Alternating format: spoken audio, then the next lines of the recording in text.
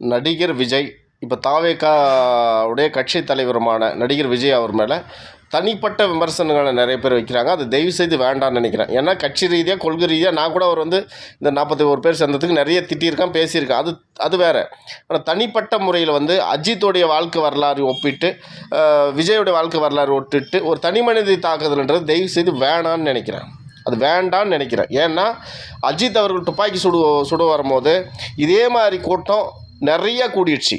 இவர் மேலே வந்து கையாட்டு போயிட்டார், எல்லாம் போயிட்டாங்கன்றாங்க. அதோட காமிச்சு எல்லாம் போயிட்டாங்க பாருன்னு சொல்லி விஜய்க்கும் அவருக்கும் அவர் ரசிகர்களுக்கும் அவ்வளோதான் வித்தியாசம். அவர் சொன்னால் கேட்பாங்க, இவர் சொன்னால் கேட்க மாட்டாங்கன்ற அப்படி கிடையாதுங்க.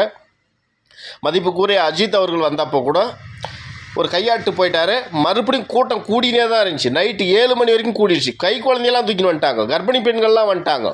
கட்டுக்குள்ளே வராது இந்த இதுன்னு சொல்லி போலீஸ்காரர்கள் வந்து அஜித்தை வந்து கூப்பிட்டு கீழே நிற்க வச்சு கையாட்டு வச்சாங்க, பேச வச்சாங்க.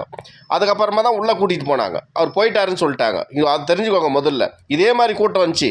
அஜித் அவர்கள் நைட் அங்கே தங்குறாரு இருந்தால் வெடிகாலம் வரைக்கும் அங்கே தான் இருந்திருப்பாங்க. உயிர் சேதங்கள் ஏதாவது ஒரு பிரச்சனை ஏற்பட்டிருக்கும்.